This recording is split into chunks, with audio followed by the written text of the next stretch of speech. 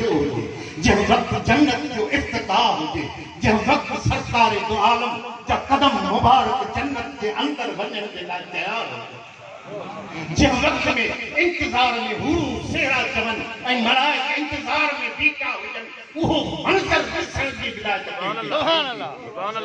उहो मंज़र बि त मंज़र हूंदो जॾहिं सरकार दो आलम सल्लल्लाहु तआला अलैहि वसल्लम जन्नत जे अंदर दाख़िल थींदा हुआ।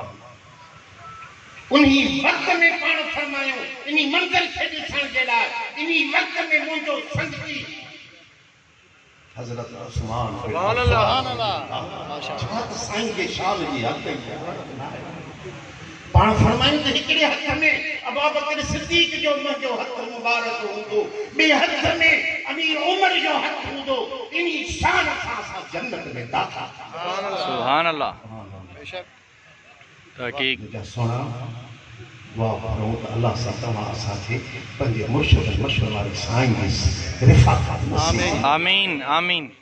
आमीन इंशाअल्लाह ताला जेके निस्बत में फ़कीर आहिनि पंहिंजे मुर्शिद कामिल सां गॾु जन्नत में सुणे नबी सरदार जे पोइ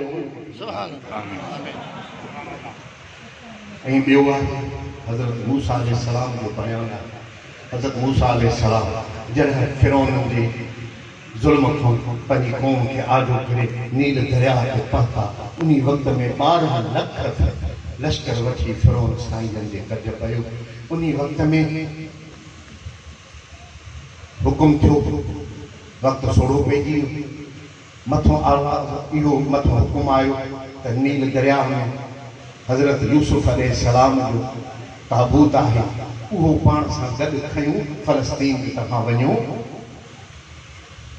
ऐं उते साईं जन जो मक़ाम थींदो, उते साईं जन जो रोज़ो मुबारक थींदो।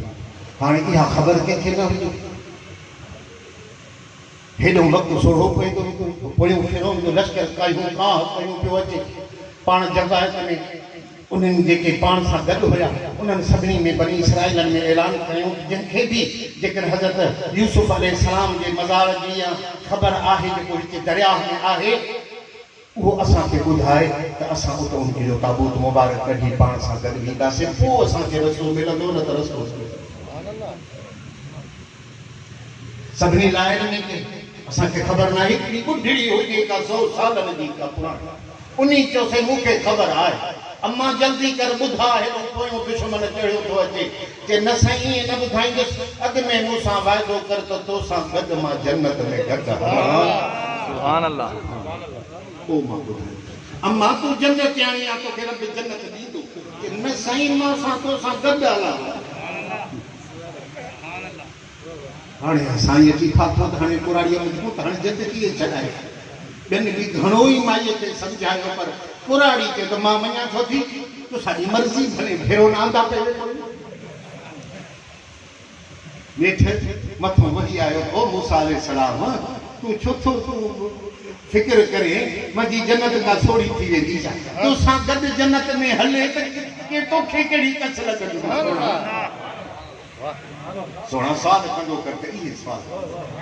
दुनिया जा कई, दौलत जा कई, दुकान जा कई, सियासत जा कई, वोटन जा कई, ज़ालुनि रंगनि के मिलण जा कई, सब बेहुदा सवाल कहने कम जा। अरे सवाल इहो कर त मुर्शिद मशहूर वारे सां गॾु जी जन्नत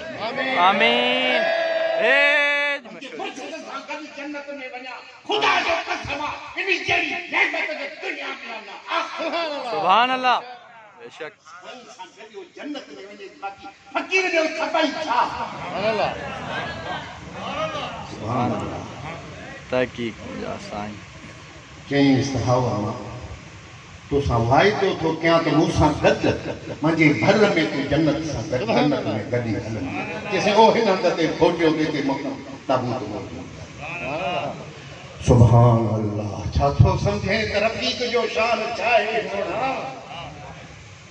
जेके जलसन में पंहिंजे मुर्शिद सां वञनि था, नारा था वञनि, ख़ुशी में ॾिठा अथई त कीअं हुंदियूं चेहरनि ते मुस्कुराहटूं आहिनि।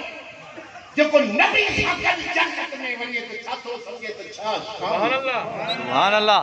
अल्लाह से तव्हांखे ख़ुशि ऐं आबाद रखे, सलामत रखे। व आख़िर दावाना अल्हम्दुलिल्लाह सुभान अल्लाह।